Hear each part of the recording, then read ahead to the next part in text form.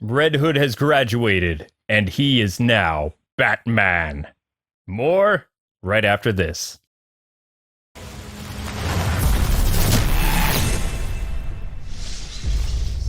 What is happening, Internet? K-Wing here, and today I am reviewing The Long Halloween Part 1, starring Jensen Ackles. At least, I hope I got that right. The guy from Supernatural. Anyway, he does a phenomenal job as Batman, and I honestly want to see him again in a DC shared animated universe as the next Justice League Batman or more Batman movies. I think that he did a fantastic job, and I like this interpretation of Batman that they're using for this animated film or film series. But like I said, I hope there's more. I like this Batman, but let's get into the movie. So, if you've read the original Long Halloween comic book, there are a lot of similarities and there are some key differences. And that's okay. I mean, with most film adaptations, there's, a lot of that. But I feel that this movie is one of the best animated Batman films that I have seen in years. I thought parts of Hush were pretty good, and then they jumped the shark and everything kind of fell apart. The Dark Knight Returns 1 and 2 with the Frank Miller, take, and it was all right. I mean, the Batman voice and the animation style I was trying to get used to because it wasn't quite what Frank Miller did originally in the 80s, but that's okay. Unfortunately, in this movie, the iconic Long Halloween art style did not translate to film at all. They went with more of a Bruce Timm aesthetic, and it works. It does. I mean, this felt like I was watching a hardcore adult version of the animated series. I love all the cast of characters. I like the story. I love how Gotham looks. I love the atmosphere, the music. Everything about this was so good. And I watched it twice. The first time I was mesmerized. Like, I was worried that, one character, they're going to kill off this character, even though this character didn't die in the book. Or, there felt like there were stakes involved with it. And I was just mesmerized. The first time I watched it on my phone, I admit, I did. I watched it on my phone, and it was still good. And then I got the time to watch it on my television. I wish I ate popcorn because maybe that would have made the experience better, even though I'm allergic to popcorn, and I hate the smell of it. So movie theaters and me, not so much. They did some differences with Harvey Dent's wife. She seems like she's kind of schizophrenic.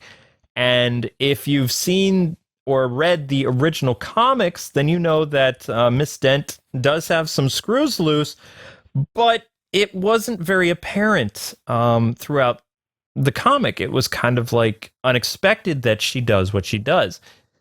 In this movie, you're kind of waiting for her to go postal, so to speak.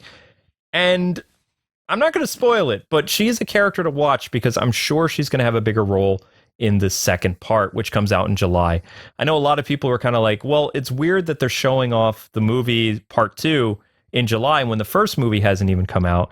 And the reason why they're doing this is because Matt Reeves wasn't too cool with the Long Halloween animated project because his movie was based on the Long Halloween in some aspects, although apparently it was changed quite a bit, the live action movie. It's more of a tribute to the Long Halloween than following it beat for beat. And for the most part, this movie follows the comic to the T, and that's okay.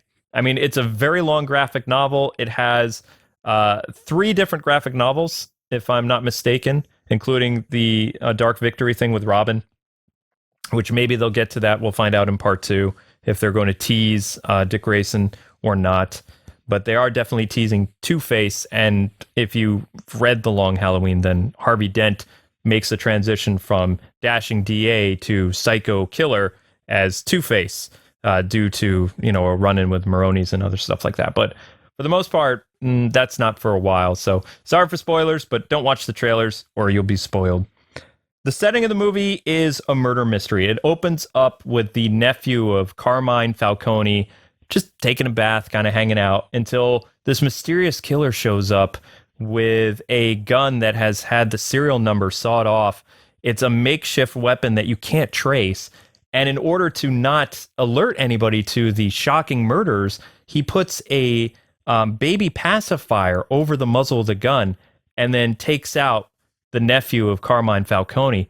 And then it's kind of like a whodunit. At one point, you think a massive mob war is going to go off with the Maronis and the Falcones, like kind of, going at each other. But that really didn't happen in this movie. There was a lot of tension that there was going to be a gang war, but you don't really feel that. Instead, you get to see more of Carmine or the Roman in his element and spending time with his family. And then you get to move over to the good guys side, which is Batman, Harvey Dent, and Jim Gordon, and see the world from their perspective. Like Jim Gordon has the young family, Barbara and James and his wife Barbara, and they live in kind of like a somewhat middle class, poor neighborhood. Babs wanted to go trick-or-treating with her dad, but he couldn't because of all the grisly holiday murders. So, I mean, it was kind of a bummer for Babs.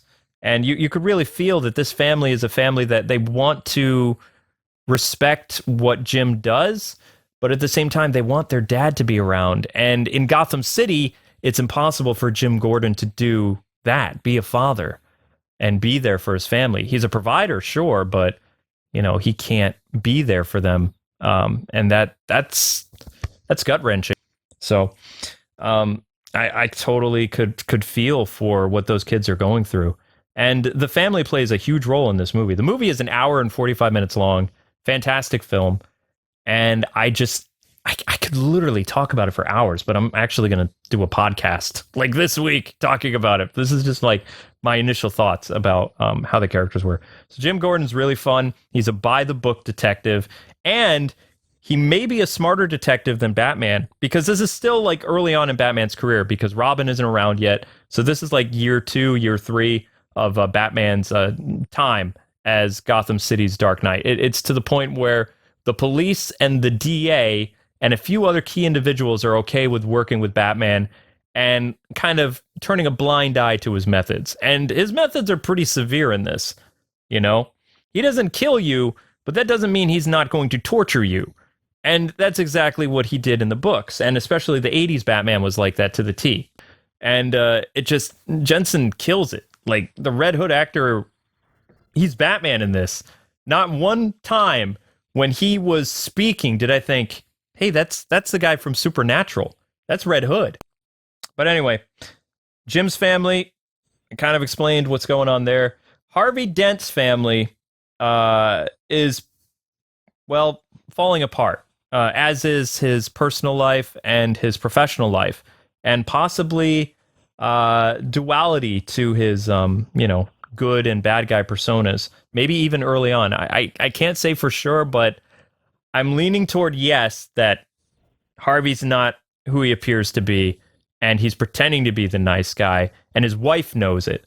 But his wife loves him a lot. She also is a respectable, like, working woman, or at least was.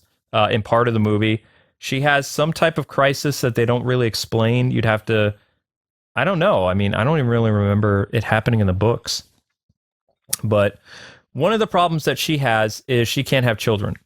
She is having mental decline because she loves Harvey so much and she wants to have a family with him, but she can't have a family, even though Harvey is like, well, we could, there are lots of things we can do to have children.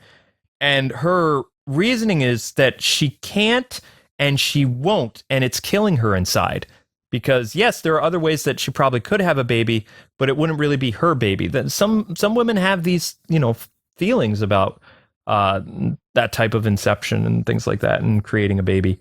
So you can really understand her, just everything that's going on with her, and on top of everything that happens with the family, their house being blown up and them not being able to spend time together like a real couple, and Harvey being married to his job. There's just so much going on that every time you watch the movie, you just enjoy it more and more because you fall in love with these characters and their problems, and you feel for them. And I think that's important with comic book characters. Bruce Wayne, he walks that fine line in this movie. He really does. Like, you see Bruce Wayne trying to have kind of a normal life, like he's with Selina for a while, and at the same time he's doing his Batman stuff, and he's flirting with Catwoman a lot, and he's always showing up late for dates with Selena when she comes over for both Halloween and Thanksgiving. And by Christmas time, Selena's just done with it. Yeah, I mean, it goes back to the whole Batman Soul of the Dragon thing when Vincent St. Cloud and Bruce Wayne break up after being engaged for some time because he won't let her into his world because he can't tell her I'm Batman. And Selena just kind of figures it out, which I thought was great.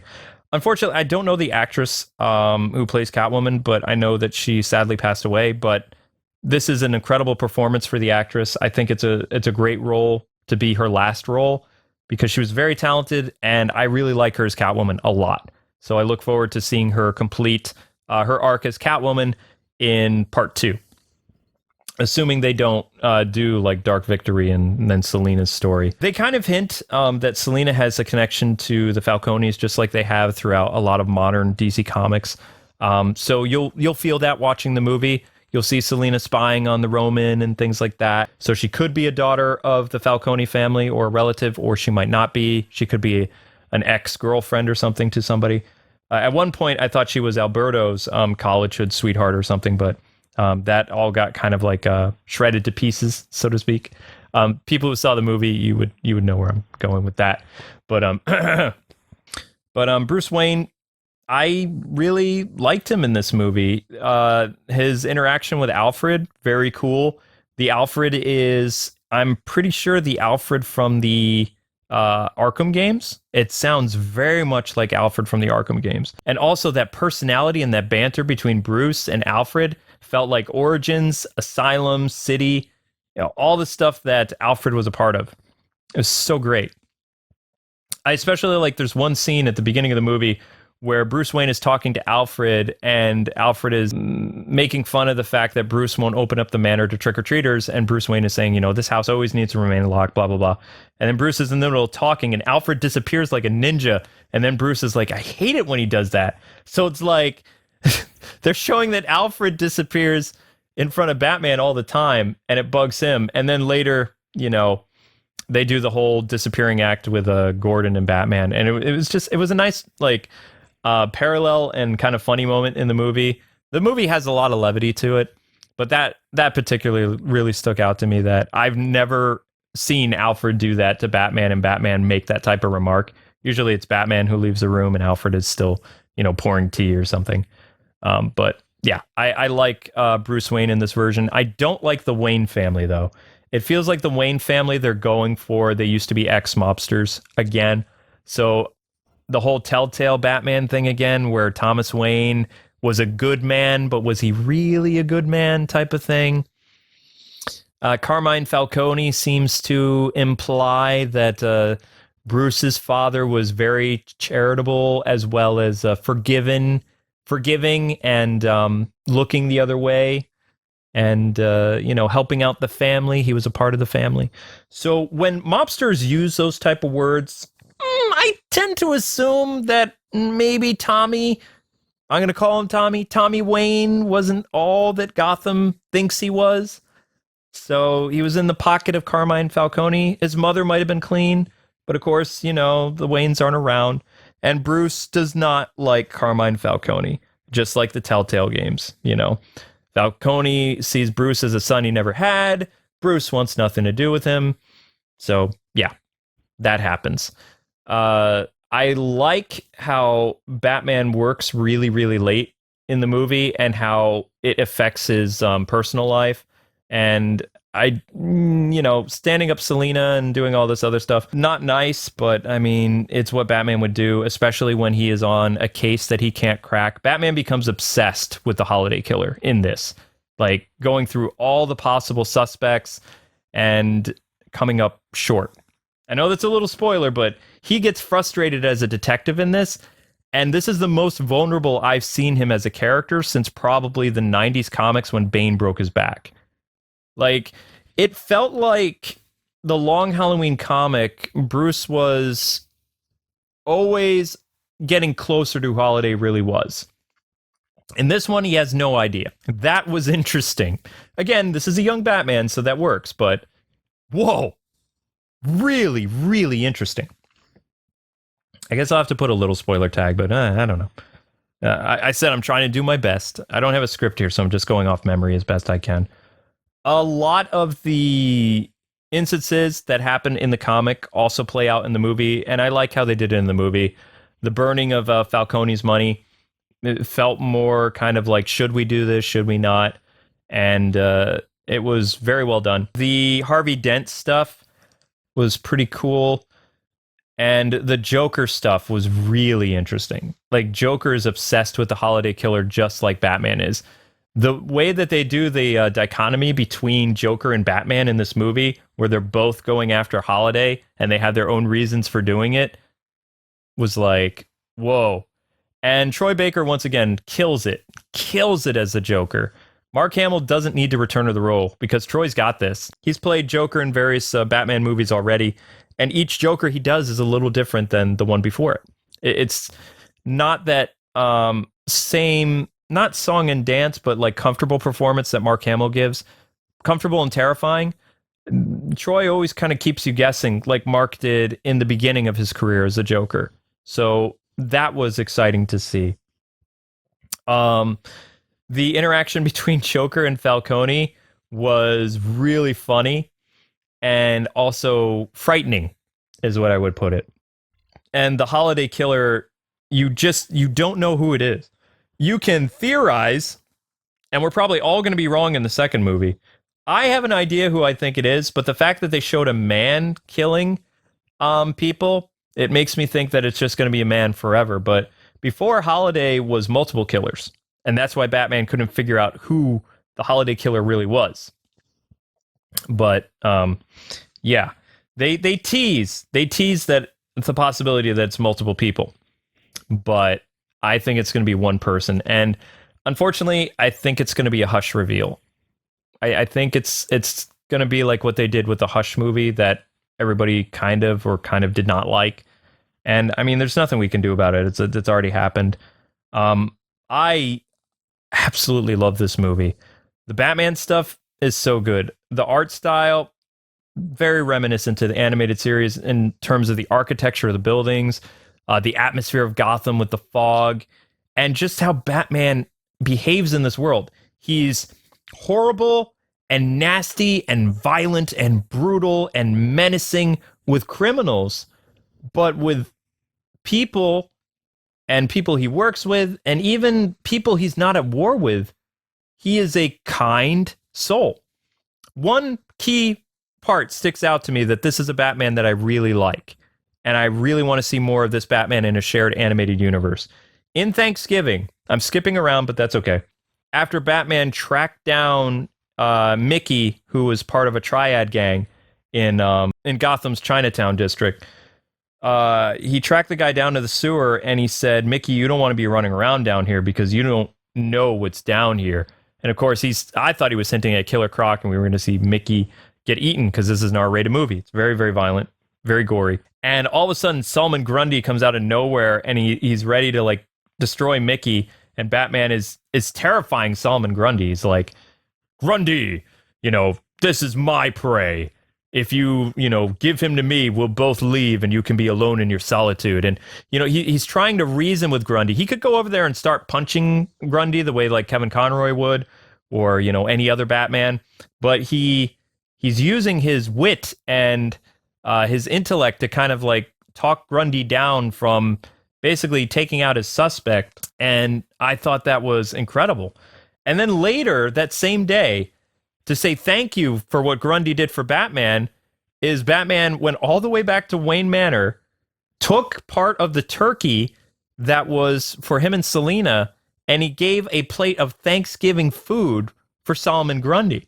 Now that moment just filled me with so much of the feels, and it was like, I really like this Batman. It feels like a combination of the animated series, the Arkham games, and the Super Friends Batman. I went there. And Kevin Conroy's Batman, we saw a lot of his humanitarian side in his Bruce Wayne persona, and sometimes as Batman, like when Dwayne McDuffie was writing him, like the scene with Ace and on the swing set was so sad.